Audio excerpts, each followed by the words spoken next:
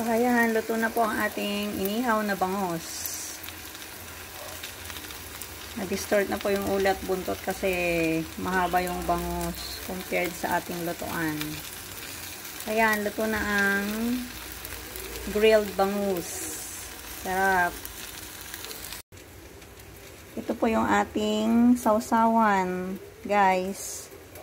Kamatis, plus sibuyas, plus yung ginayat na mangga. So, sarap ng ating sausawan with bagoong or alamang. So, ito po yung ating sausawan sa inihaw na bangus. Kamatis plus white onion at yung green mango na ginayat plus alamang. So, yan po yung masarap nating sausawan para sa inihaw na bangus.